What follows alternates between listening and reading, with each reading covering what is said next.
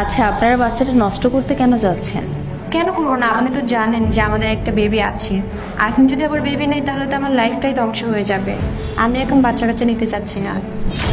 Madam, আমাদের আর্থিক অবস্থাও এখন ততটা ভালো নয়। কোভিডের পর থেকে বেতন কমে গেছে।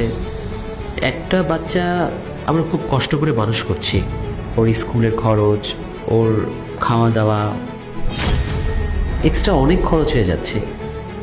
তাছাড়া এই মুহূর্তে আরেকটা বেবি আমরা নিলে ওরও অনেক দিন অফিস কামাই করতে হবে।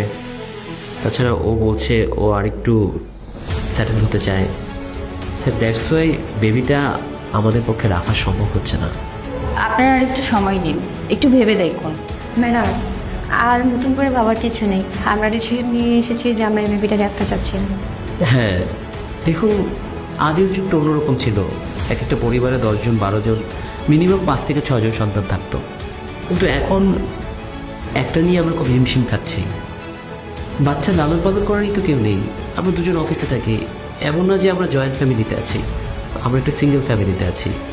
যদি এমন হতো দাদা নানা নানু অনেকেই আছে, তাদের কাছে বাচ্চা বড় হচ্ছে, তাহলে না হয় ভাবা যেত। এখন ওকে মানুষ করার কেউ নেই। ও আচ্ছা, আমি বুঝতে পেরেছি। আমি আপনাদেরকে একটা আইডিয়া দিচ্ছি। আপনাদের তো এর আগে একটা বেবি আছে, কয় বছর যেন ওর? 5 বছর মনে হবে মেবি, তাই না? একটা কাজ করুন, বাচ্চাটাকে আপনারা মেরে ফেলুন। আর এখন যে বাচ্চাটা আপনাদের আসছে, এই বাচ্চাটাকে আপনারা পৃথিবীর আলো দেখান। হাতে কিছু সময় পেয়ে যাবেন, আপনারা নিজেদের মতো সাকসেস হবেন, গুছিয়ে নিতে পারবেন। এগুলো কি বলছেন আপনি? আপনি কেন বাচ্চাকে মারতে যাবেন? তাছাড়া আমরা আমার বেবিকে অনেক ভালোবাসি। হ্যাঁ, মানে আপনি কি সজ্ঞানে কথা বলছেন? জীবিত একটা বাচ্চা, তাকে আমরা মেরে ফেলবো? আপনার সন্তানকে আপনি ভালোবাসেন, কিন্তু এখন যে আপনার পেটে আছে সে তো আপনার সন্তান, তাকে আপনি ভালোবাসেন না? আচ্ছা, আপনারা কি জানেন একটা মেয়ে কনসেপ্ট করার পর তার পেটে যে বাবুটা আসে সে কিন্তু একটা জীবিত। তাকে মেরে ফেলে যে পাপটা হবে, একটা জীবিত বাচ্চাকে মেরে ফেলে কিন্তু একই পাপ হবে। আপনারা জেনে শুনে এই ভুলটা কেন করতে যাচ্ছেন?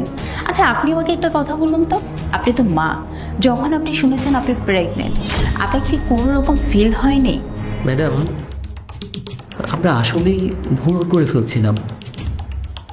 ঠিকই তো, একটা বাচ্চার স্পন্দন, তার মানে সে তো জীবিত। একটা সুস্থ সবল মানুষকে মেরে ফেলা যায়, ওই বাচ্চাটাকে মেরে ফেললে একই অন্যায় হবে। নিজেরা যেভাবে আছি সেভাবে কষ্ট করে হলেও ওকে আমরা লালন পালন করবো। হ্যাঁ, আমি এই বাচ্চাটা নষ্ট করবো না। আসলে আমরা ভুল করতে যাচ্ছিলাম, আর সেই ভুলটা আপনি ধরিয়ে দিয়েছেন। এইসব কথা আপনাদেরকে আমি কেন বলেছি জানেন?